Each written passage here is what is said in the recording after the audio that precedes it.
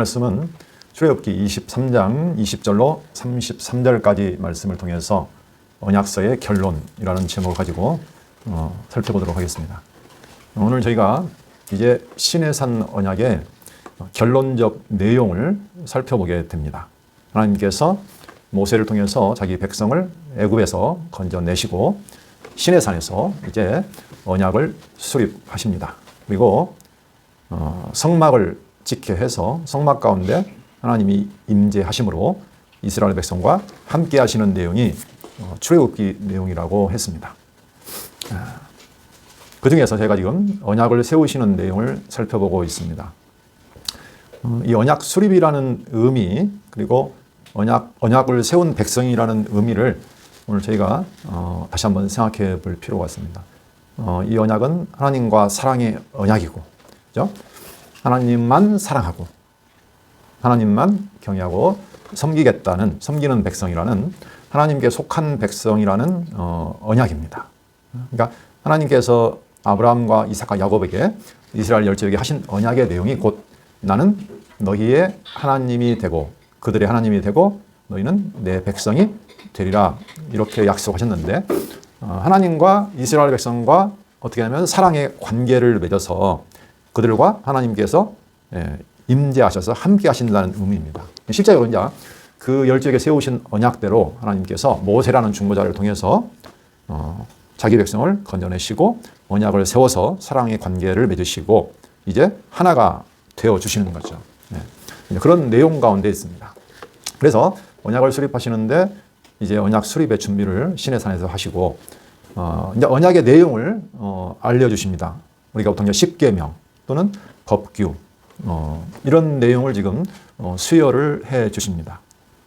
그리고 언약을 다 이렇게 이제 말하고 나서 오늘 시내산 언약의 결론적인 내용입니다. 그러니까 한마디로 말하면 총체적인 마무리라고 보시면 되겠습니다.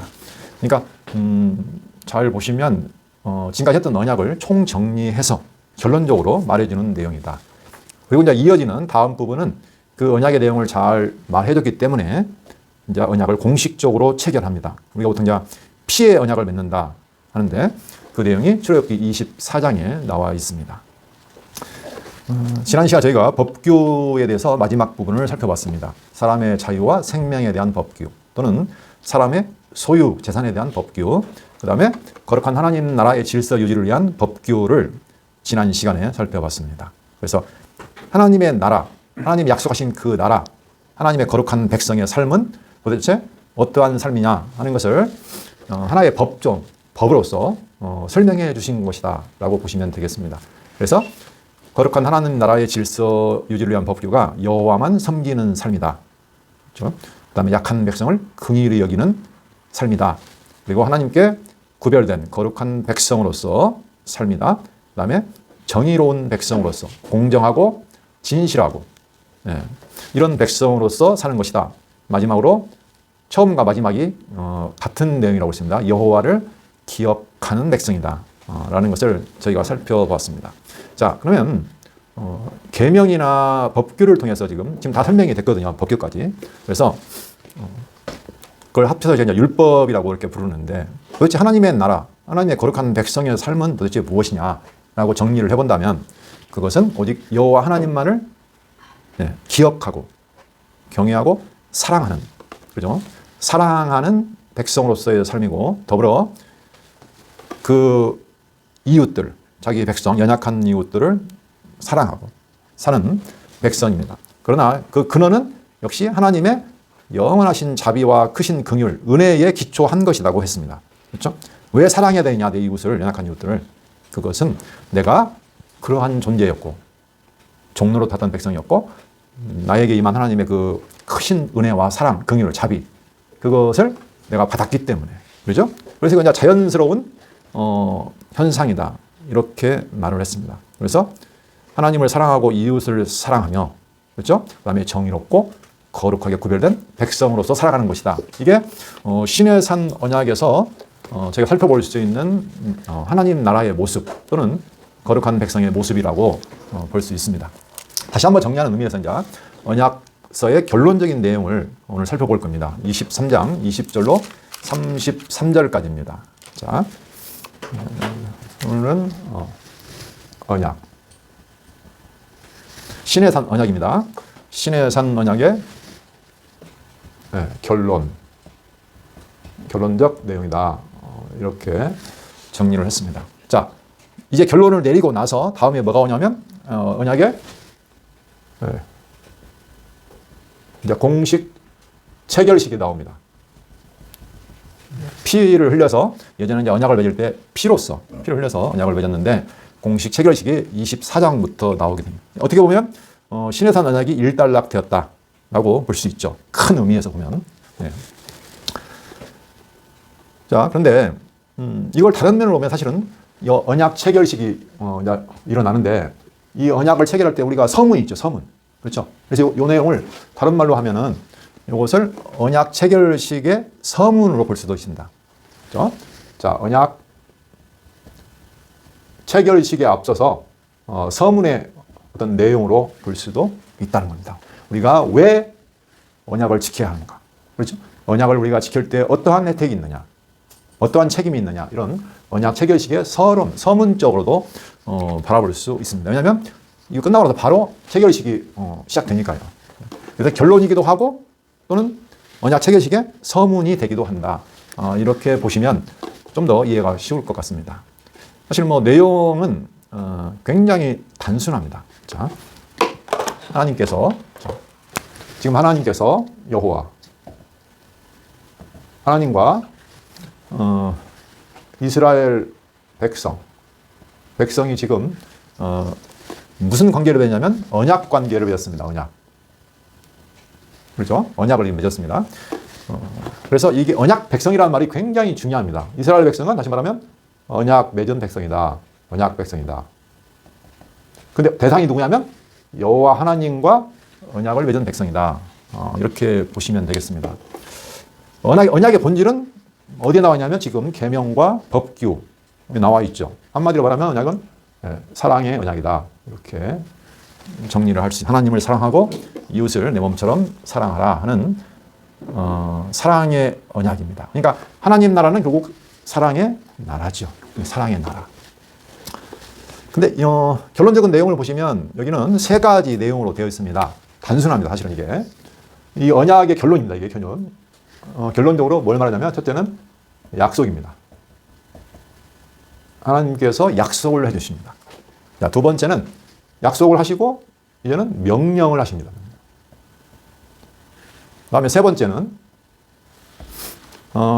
너희가 내 명령을 지키면, 그죠? 예, 지키면 이 순종이라고 했네요. 자, 지키면 너희에게 복을 주시겠다 하는 내용이고, 또 하나는 너희가 만약에 불순종하면 너희에게 우리가 다른 말로 저주라고도 하는데 여기서는 경고라고 해서 경고는 안 좋은 일이죠. 이거 어떤 저주라고 해도 됩니다. 지금 이렇게 돼 있어요. 이 구조가 내용이 다 이렇게 돼 있습니다. 이렇게 보시면 그래서 내용을 크게 세 부분으로 나누어 볼 수가 있습니다. 이 내용이 반복되는 겁니다. 약속하고 명령하고 순종하면 복 받고 불순종하면 너희들 이렇게 험한 일 당한다. 이런 내용이 세 번 반복되는 내용으로 되어 있습니다. 그래서 잘 보시면 이런 내용인데 뭐 하나가 없을 수도 있습니다. 그런데 하여간 이런 구조예요, 이게. 그래서 첫 번째 내용은 20절로 22절까지. 여기는 사자가 등장합니다. 하나님께서 사자를 보내겠다. 그런 내용이고, 그 다음에 두 번째 내용은 23절부터 26절까지. 이것도 내 사자라고 나옵니다. 뭐 같은 사자죠. 그 다음에 세 번째 내용은 27절부터 33절까지. 여기는 내 위엄. 그다음 또 한 가지 왕벌을 보내겠다. 예, 이 내용은 다 비슷합니다. 조금씩 달라지긴 하지만, 그러니까 이렇게 되는 거예요. 구조가 내가 사자를 보내어 이렇게 해주겠다. 그러니까 이렇게 하라. 그렇지 않으면 이렇게 된다. 잘 들으면 이렇게 된다. 내 사자를 보내겠다. 예, 약속하시죠? 약속해서 뭐 해주겠다. 그리고 이렇게 하라. 예, 그렇지 않으면 그러면 이렇게 똑같습니다. 이게 구조가. 그러니까 내용이 상당히 단순한 구조로 되어 있습니다. 자, 그럼 약속은 무슨 약속을 하실까요? 하나님께서 이스라엘 백성에게 하신 약속. 이게 전부 다 이제 아브라함과 이삭과 야곱에게 하신 언약과 분명히 관계가 있죠. 그렇죠? 그러니까 이 신의 산 언약이라는 것은 틀림없이 여기 이스라엘 열조 언약과 관계가 있습니다. 이게 먼저 주어진 것이죠. 쉽게 말하면 우리는 아브라함 언약이라고 많이 하는데 이 언약과 관계가 있는 거죠. 그렇죠? 근데 이제 이스라엘 열조 언약은 조건이 없어요. 그렇죠? 조건이 없는데 여기는 뭐 명령하고 하면 어떻게 되고 안 지키면 어떻게 되고 조건이 붙죠. 네. 이게 다른 겁니다. 그래서 약속을 보시면 하나님께서 지금 아브라함 약속한 것이 자손, 그렇죠? 자손. 그다음에 가나안 땅. 지금 가나안 땅 주겠다 약속했습니다. 그러니까 지금 애굽에서 나와서 지금 이렇게 광야를 거쳐서 약속의 땅. 그냥 우리가 기업이다. 그래서 나라를 세워주겠다 이렇게 약속을 했습니다. 그래서 그쪽으로 가고 있는데 약속은 그러니까 뭐 뻔하죠. 그 길, 이 가는 과정에서 하나님께서 어떻게 하시냐면은 자, 내가 너희를 사자를 보내서 보호해 줄 거야. 그 다음에 또 한 가지, 너희가 가야 될 그곳까지, 이 가나안 땅까지 내가 너희를 인도해 줄 거야. 그죠? 그리고 너희로 싸움에서 승리케 할 거야. 다시 말하면 내가 그 땅에 거하는 백성들을 다 쫓아낼 거야. 뭐 이런 내용입니다. 내가 너희를 가는 길에 너희와 함께해서 너희를 보호하고 인도하고 싸움에서 승리케 해서 거기 거하는 백성들을 다 쫓아내서 뭐 하겠다는 겁니까?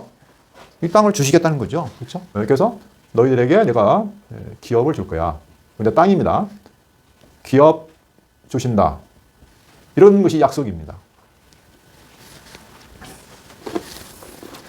그런데 이제 그러니까 어떻게 하냐면 명령을 하는 겁니다. 그러니까 내가 보내는 사자 말을 잘 듣고 청종하라. 청종. 잘 듣고 따르라는 얘기죠. 순종하라. 거역하지 말고. 그 다음에 또 무슨 말을 하실까요? 너희 그 땅에 가게 되거든. 어떻게 하라니까요? 그 땅에 있는 가나안 땅에 있는 신들. 그죠? 그 땅에 그들이 섬기는 신이 있는데 바알과 아세라 뭐 이런 것들이 있습니다. 그런 신과 언약하지 말라. 뭐 다른 신하고 쓰겠습니다. 다른 신과 언약하지 말라. 언약하지 말라. 어떻게 해라? 쫓아내라. 그들과 같이 동거하지 말고 쫓아내라. 결론적으로 말하면 네, 하나님 여호와만 섬기라. 한마디로 요약하면 이렇게 됩니다. 내 하나님 여호와만 섬기고 여호와의 말에 순종하고 다른 신과 언약하거나 우상을 섬기지 말라. 우리가 뭐 짐작할 수 있는 내용입니다. 이게 명령이에요. 하나님이 다 약속대로 다 주시고 승리케 하셔서 쫓아냈으니까 어떻게 됩니까? 다른 신과 언약하지 말고. 이거 언약이라고 나왔잖아요. 이 언약이 중요합니다. 이스라엘 백성은 하나님과 언약한 하나님의 백성인데 이 백성이 다른 신과 언약을 맺어가지고 다른 신을 사랑한다는 거예요. 그렇죠? 안 되죠. 정체성이 완전히 이제 혼란이 생기는 겁니다. 이것은 근본적인 문제죠. 그래서 여호와 언약한 너희 백성이니까 여호와만 사랑하고 경외하고 섬기라. 이런 명령입니다. 그래서 하나님께서 너희가 그렇게 하면 내가 대적과 내가 싸우겠다. 그 내용이죠. 내가 싸우겠다. 싸워주겠다. 대적의 적이 내가 되주겠다. 그렇게 하시고 뭐 너에게 필요한 양식, 필요한 물, 질병 다 없애주고 그 다음에 자녀도 잘 낳게. 그 당시에 그 잉태하는 것이 큰 축복이었잖아요. 그러니까 그 출산 문제도 내가 잘 해주겠다. 복을 주겠다. 이 내용입니다. 뭐 축복은 아시겠죠? 복이라는 것이 당시에는 이제 어떤 눈에 보이는 어떤 복이니까. 그렇죠? 여기 보시면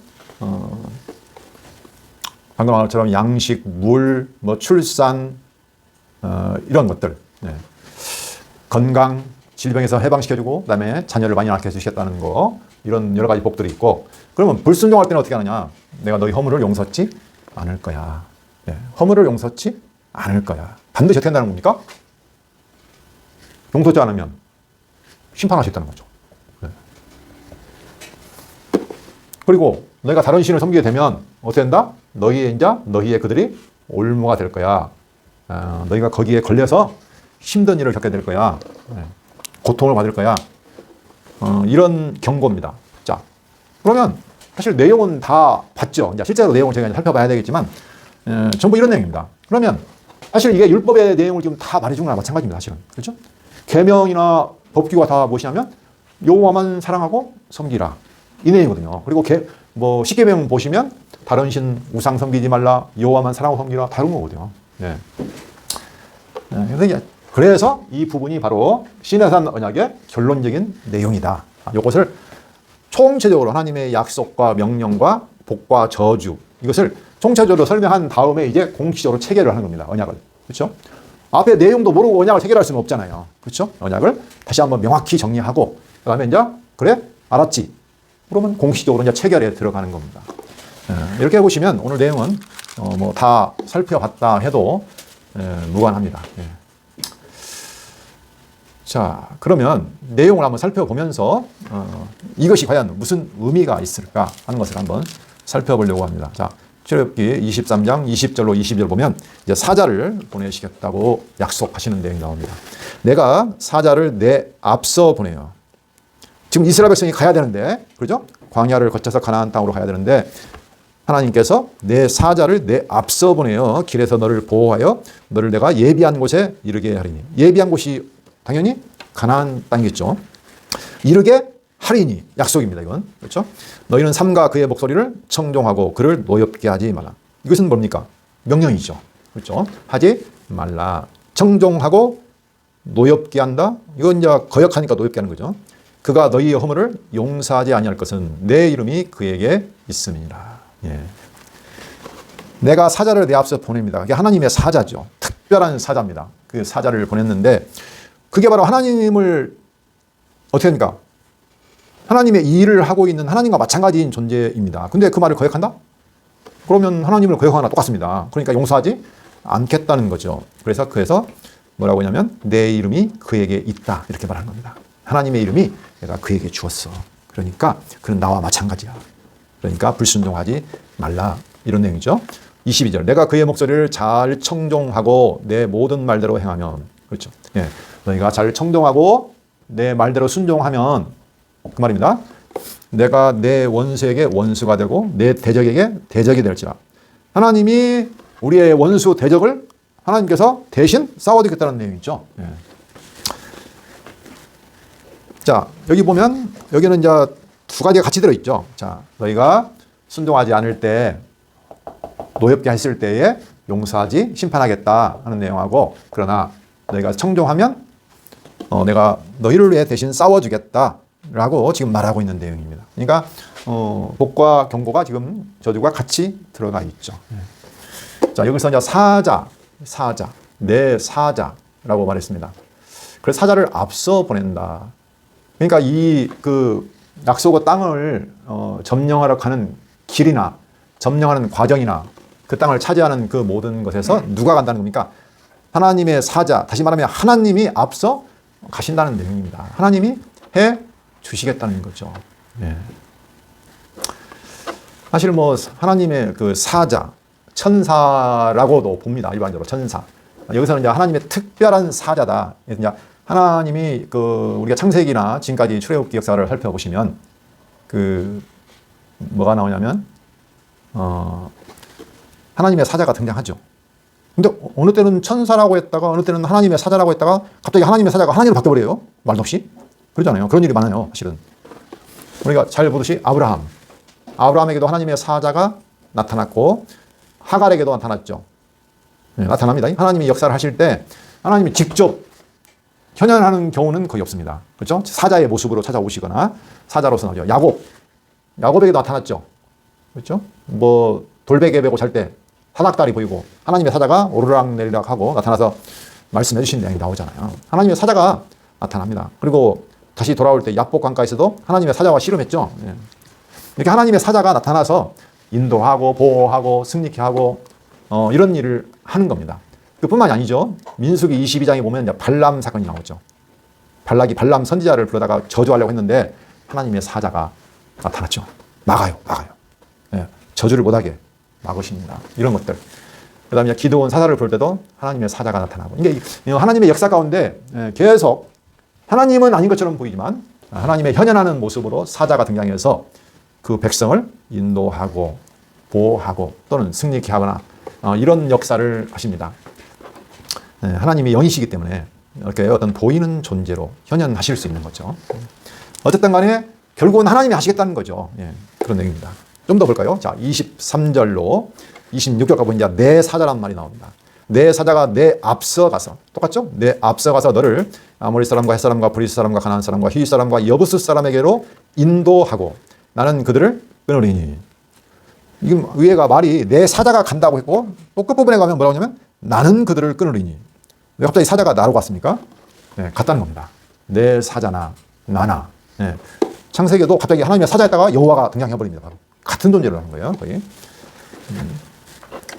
23절로 26절은 사자를 보내서 인도할 테니까 여호와를 섬기라, 이런 내용이고, 그 다음에 너희가 그리하면 25절 여호와가 너희의 양식과 물에 복을 내리고 너희 중에서 병을 제하고 내 나라에 낙태하는 자가 없고 임신하지 못하는 자가 없을 것이라.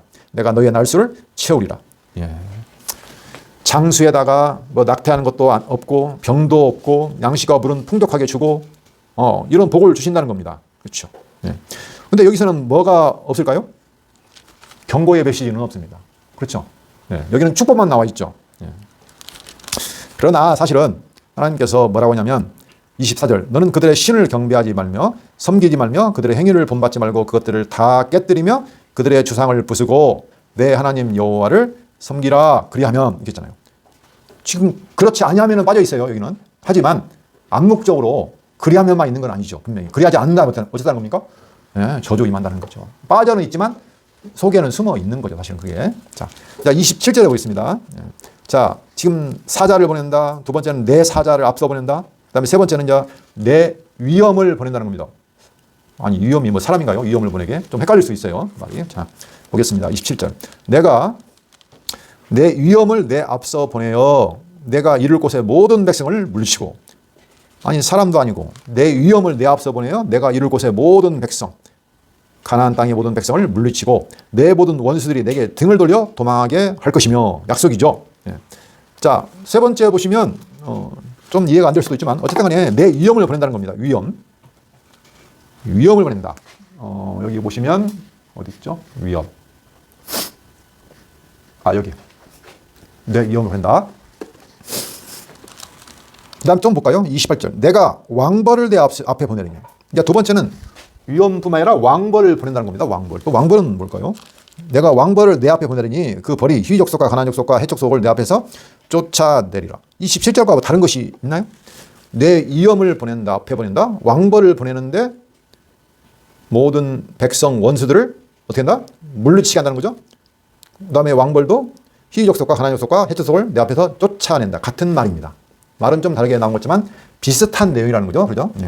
다시 말하면 내 위엄이나 왕벌을 보내서 내가 앞서, 네가 하는 거 앞서 보내서 내가 모든 원수 가나안 족속들을 도망하게 하고 쫓아내게 하겠다는 약속이죠. 그러나 29절 그 땅이 황폐하게 되므로 들짐승이 번성하여 너희를 해할까 하여 1년 안에는 그들을 내 앞에서 쫓아내지 아니하고. 너무나 빨리 그들을 쫓아내면 땅이 황폐하게 될 거 아닙니까?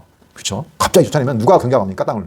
그래서 어떻게 하냐면 30절 내가 번성하여 그 땅을 기업으로 얻을 때까지 내가 그들을 내 앞에서 조금씩 쫓아내리라. 땅이 황폐하지 않고 너희가 그 땅을 비옥한 상태로 차지할 수 있도록 내가 조금씩 쫓아내주겠다라는 약속이죠. 그리고 31절 내가 내 경계를, 너희가 사는 기업의 경계를 홍해에서부터 블레셋 바다까지, 광야에서부터 강까지, 강이라는 것은 유브라데 강입니다. 광야에서부터 강까지 정하고, 경계를 딱 정해요. 너희가 살아야 할 땅, 기업의 땅을 정하고 그 땅의 주민을 내 손에 넘기리니. 하나님께서 넘기신다는 겁니다. 내가 그들을 내 앞에서 쫓아낼지라. 자, 하나님께서 그 땅의 주민을 이스라엘 손에 넘겨버려요. 그럼 어떻게 될까요? 쫓아내는 거죠. 그렇죠? 넘겨주시니까 쉽게 쫓아낸다는 겁니다. 내가 그들을 내 앞에서 쫓아낼지라 그랬습니다. 제가 이제 이걸 읽다가 내가 그들을 내 앞에서 쫓아낼지라. 약속일까요? 명령일까요?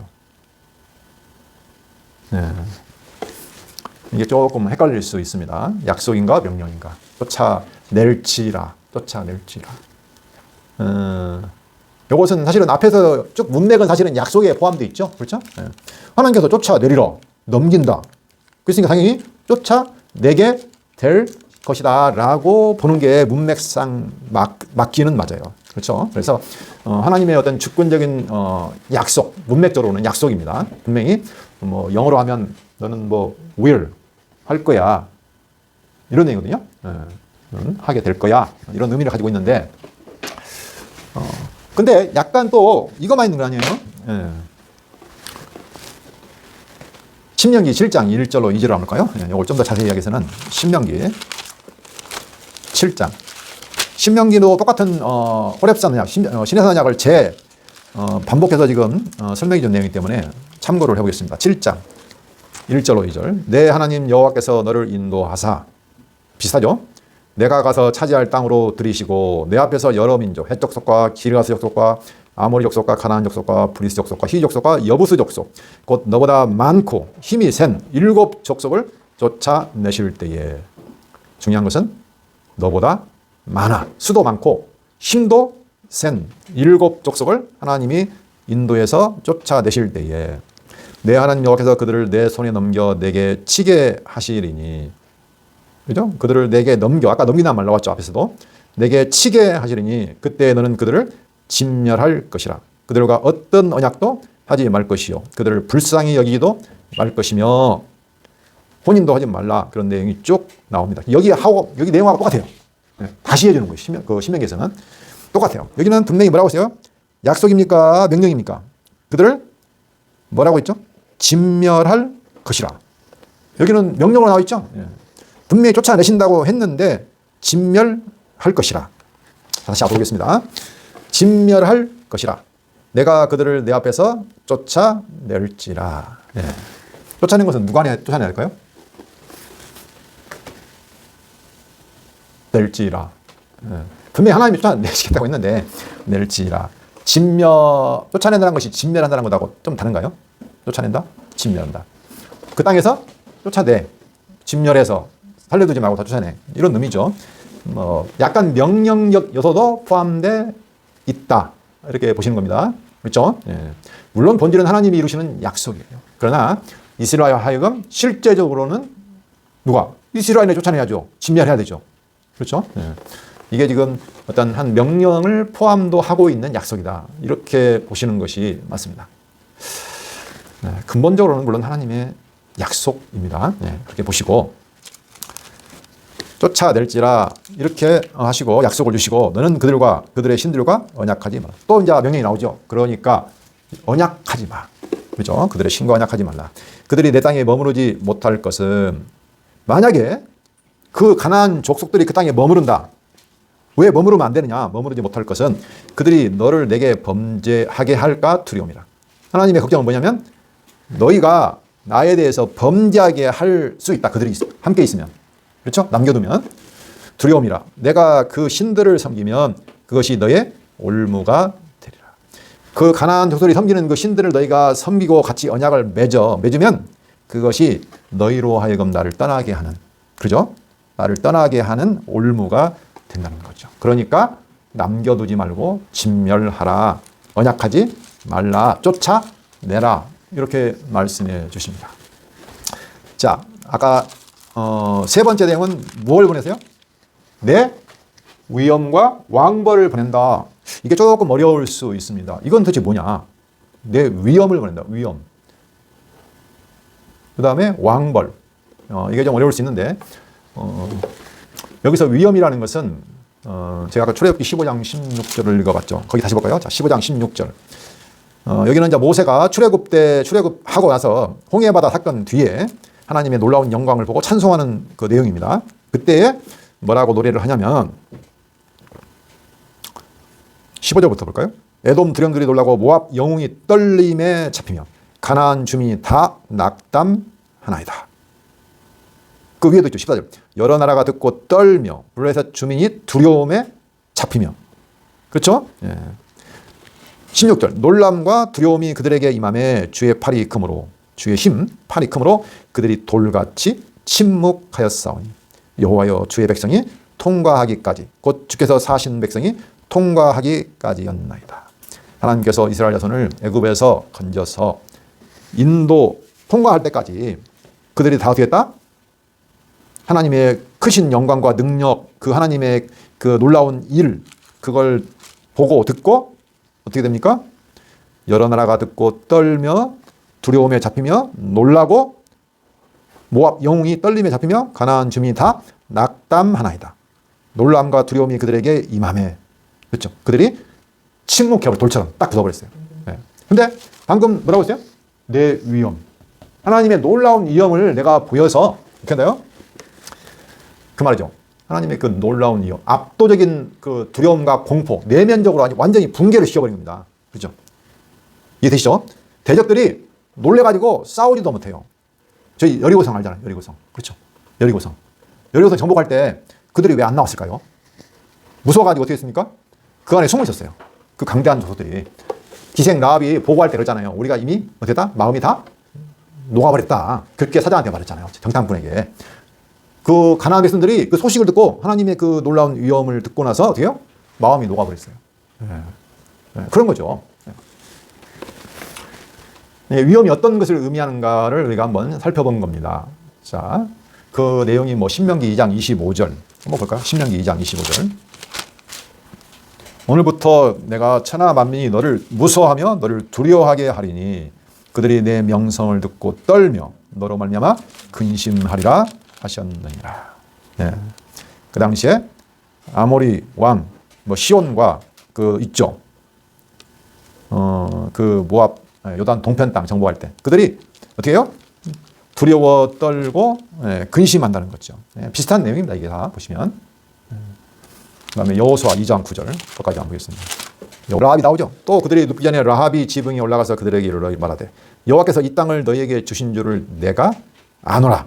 라합이 이방인이거든요. 이방인인데 여호와께서 이 가나안 땅 그 여리고성 이 땅을 너희에게 주신 줄을 내가 아노라. 우리가 너희를 심히 두려워하고 이 땅 주민들이 다 너희 앞에서 간담이 녹나니 이는 너희가 애굽에서 나올 때 여호와께서 너희 앞에서 홍해물을 마르게 하신 일과 너희가 요단 저쪽에 있는 아모리 사람의 두 왕 시온과 옥에게 행한 일 곧 그들을 전멸시킨 일을 우리가 들었음이니라. 우리가 듣자 곧 마음이 녹았고 너희로 말미암아 사람이 정신을 잃었나니 너희 하나님 여호와는 위로는 하늘에서도 아래로는 땅에서도 하나님이시니라.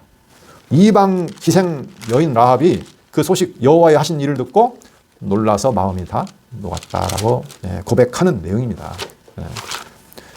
그러니까 그 여기서 말하는 그 내 위엄이라는 것이 무엇인가라는 것을 우리가 짐작하실 수 있을 겁니다. 정신적인 공포예요, 사실. 뭐 싸워서 막 그런 게 아니고 듣기만 해도 놀래가지고 낙담해버리고 돌처럼 침묵하는 어떤 그런 거 위엄을 보낸다는 거죠. 왕벌도 마찬가지입니다. 여기 왕벌이라는 말이 좀 어렵습니다. 왕벌이라는 말은 실제적인 뭐 벌인가 이렇게 볼 수도 있는데 문자적으로는 그렇게 보일 수도 있지만 여기도 마찬가지입니다. 왕벌도 사실은 엄청나게 큰 벌이잖아요. 이건 두려움과 공포와 혼란을 일으키는 존재로 여겨집니다. 그러니까 아까 위험하고 어떻게 해요? 비슷한 거예요. 그렇죠? 하나님은 보이지 않지만 그 보이지 않는 하나님의 그 놀라운 위험, 그 막 공포, 두려움 이런 내면적인 공포 때문에 그들의 결과가 어떻게 해요? 붕괴되는 거예요. 이렇게 보시면 되겠습니다. 그걸 통해서 어떻게 한다? 내가 쫓아낸다. 결론적으로는 너희가 싸워서 이기는 거 아니다. 내가 다 어떻게 했다? 내 사자를 앞서 보내거나 내 위엄과 왕벌을 보내서 그 땅에서 그들을 다 쫓아낼 거야. 그러니까 어떻게 하라? 우상이나 다른 신과 언약하거나 섬기지 말고 다 쫓아내고 여호와만 섬기라. 이렇게 말씀하시는 부분입니다. 사실은 우리가 언약서의 결론 부분을 보고 있기 때문에 오늘 여기 보면 사실은 저주의 경고의 내용은 별로 많지 않습니다. 그렇죠? 우리가 이제 시내산 언약의 내용을 보시면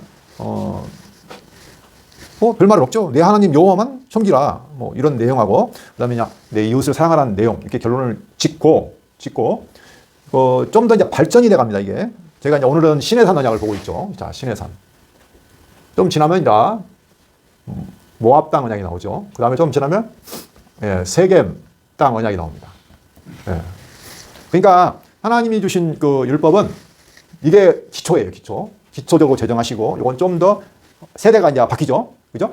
출애굽 세대가 다 죽고 새로운 세대가 가나안 땅 진입을 앞두고 다시 한번 확인해 주시는 내용이죠. 설명해 주시고. 그 다음에 세겜 가서 여호수아가 가나안 땅을 정복하고 정착한 후에 죽기 전에 다시 한번 언약을 새롭게 합니다. 이게 세겜 땅 언약이거든요. 같은 내용입니다. 똑같은 언약인데 이게 좀 다 단계에 따라서 발전한다는 겁니다. 근데 여기 가면 뭐가 나오죠? 축복과 저주가 아주 명확하게 나옵니다. 신명기 가면. 축복과 저주 내용. 그리고 다시 회복시키는 내용까지 나옵니다. 그렇죠? 네. 결과적으로는 하나님만 섬기라 들으면 복이고 그렇지 않으면 저주다. 그렇죠? 그래서 축복과 저주 그러나 내가 다시 회복할 거야. 회복까지 나옵니다. 이 내용이. 이런 식으로 하나님의 언약이 지금 계속적으로 발전 단계에 바뀐다는 거 같은 내용이긴 하지만 그렇게 보시면 여기 축복분이 많이 나와 있어요. 사실은. 하지만 뒤에 우리가 보시면 레위기 26장에 보시면 여기 보면 저주와 축복이 같이 나옵니다. 레위기 26장 1절로 13절은 축복의 내용이고 그 다음에 26장 14절로 39절은 저주의 부분입니다. 마찬가지로 신명기, 이제 모압 땅 언약이죠. 모압 땅 언약인데 신명기는 거기 신명기 28장에 보면 첫 부분 1절로 14절은 축복의 내용입니다. 들어가도 복받고 나가도 복받고 그런 내용이 있습니다. 그 다음에 이제 뒷부분 15절로 18절, 28장 거기는 저주의 내용입니다. 예, 하나님이 너희가 막 계속 반복적으로 더 심한 진노와 심판을 내리겠다. 막판에는 내가 포로로 너희를 잡아가겠다. 이 내용까지 나오죠. 예. 그러니까 좀 더 이제 확장돼서 근데 대부분 보면 저주 내용이 더 많아요. 예, 복과 저주 중에서 저주의 내용이 많이 나옵니다. 근데 오늘 저희가 살펴본 내용 사실은 저주는 별로 안 보이고 축복이 많이 보이죠. 예. 왜냐하면 언약을 맺어야 되는데 언약을 체결할 때 처음부터 막 무섭게 막 저주를 말해버리면 쉽지 않잖아요. 그렇죠? 예. 어쨌든 여기는 축복이 대부분이다라고 보시면 되겠습니다. 자, 오늘 정리하도록 하겠습니다. 오늘 언약서의 결론적인 내용을 제가 살펴봤습니다. 그럼 결론은 뭘까요? 예. 내가 너희를 인도할 테니까 나만 섬기라. 들으면 복이지만 그렇지 않으면 너희들 저주받는다. 라고 경고해 주시는 내용으로 지금 언약을 맺습니다. 예. 아니 근데 굳이 아브라함 언약이 있어서 약속의 땅은 갈 수 있는데 이게 꼭 신의 산에서 언약을 주시잖아요. 그렇죠? 근데 이스라엘 백성은 이 언약을 지켰을까요? 네, 못 지켰죠. 못 지킵니다. 못 지켰습니다. 다른 신과 가나안에서 쫓아냈을까요? 남겨뒀어요. 그렇죠? 가나안 족속과 언약 맺었죠. 바알과 아세라 섬겼습니다. 그렇죠? 네. 그래서 여기 율법대로 신의 산 언약대로 어떻게 됐어요? 저주받았어요. 온갖 재앙과 최종적으로는 바벨론 포로가 돼가지고 쫓겨났죠. 그렇죠? 그러면 이제 언약 백성은 끝난 거잖아요. 그렇죠? 그러나 하나님이 다시 어떻게 한다? 회복시키신다는 거예요. 네. 그러니까 지금 이것은 너희 행위로는 이스라엘의 행위로는 안 된다. 그렇죠? 분명히 안 됩니다. 그러나 뭘로? 하나님 여호와의 언약에 의해서 아브라함과 이삭과 야곱에게 맺으신 그 언약, 그 일방적인 언약에 의해서 내가 다시 너희를 회복한다. 아니, 처음부터 회복할 것 같으면 이것을 안 거치면 되잖아요. 거치게 하세요. 왜? 너희가 뭐다? 너희는 나싱이다. 너희는 아무것도 아닌 죄인이야. 은혜 받을 자격이 없어. 하나님의 사랑받을 자격이 없어. 그런데 하나님의 그 영원한 사랑의 언약의 기초에서 내가 그럼에도 불구하고 내가 언약을 끝까지 변개하지 않고 이루어주시는 누구다? 여호와다. 네, 인간은 실패하지 합니다. 하지만 하나님의 약속은 결코 실패하지 않는다. 그래서 누굴 보내죠? 그 약속을 완벽하게 이루실 그리스도. 옛 언약을 어떻게 해요? 완벽하게 이루실 그리스도를 내가 보내서 하나님의 영원한 언약을 이루어 주신다는 것을 사실은 언약하고 있는 겁니다. 이 내용이 사실은. 그렇죠? 네. 그렇게 해서 하나님의 영원한 은혜, 긍휼, 사랑, 자비의 언약을 자비의 언약을 찬송케 하시려고 그 은혜의 영광을 찬송케 하시려고 지금 이 신의 산 언약을 주시는 거예요. 과정적으로. 예. 도구적으로니까. 이것대로 혼나고 보면 절망이죠. 우리는 절망. 예. 그렇게 바라보시면 되겠습니다. 그러니까 우리가 세상을 살아가면서 수많은 실패와 죄악과 싸우다가 우리 육신의 연약함으로 인해서 절망할 때가 있죠. 그때 우리에게 진정한 기쁨과 힘이 되는 게 뭘까요? 네, 딱 하나. 여호와 하나님의 영원한 사랑의 언약입니다. 끊을 수 없는 하나님의 사랑 안에 내가 있다는 것. 그 이름이 여호와이시라는 것. 그게 우리의 힘이고 유일한 기쁨이 되는 겁니다. 세상에서 모든 것을 잃어버려도 하박국에 보면 나오죠. 내가 무엇이 없어도 무엇이 끊어져도 무엇이 없어도 내가 누구로 인해서 여호와로 인해서 기뻐한다. 나오죠. 네, 그런 거죠. 네. 자, 기도하고 마치도록 하겠습니다. 살아계신 여호와 하나님 아버지 감사합니다. 세상을 살아가면서 영원한 기쁨도 영원한 힘도 찾을 수 없지만 여호와를 알게 되면 그 영원한 대전부터 그리스도 안에 세우신 사랑의 언약, 그 신실하신 여호와를 알 때에 우리 안에 진정한 기쁨과 평화, 안식, 소망, 절제, 사랑이 있을 수 있다는 것을 오늘 말씀을 통해서 다시 한번 깨닫게 하시니 감사합니다. 우리의 삶을 통해서 그 여호와 하나님의 영원한 사랑의 언약을 깊이 있게 이해하고 깨달을 수 있도록 저희를 인도하여 주시옵소서. 예수 그리스도 이름으로 기도합니다. 아멘.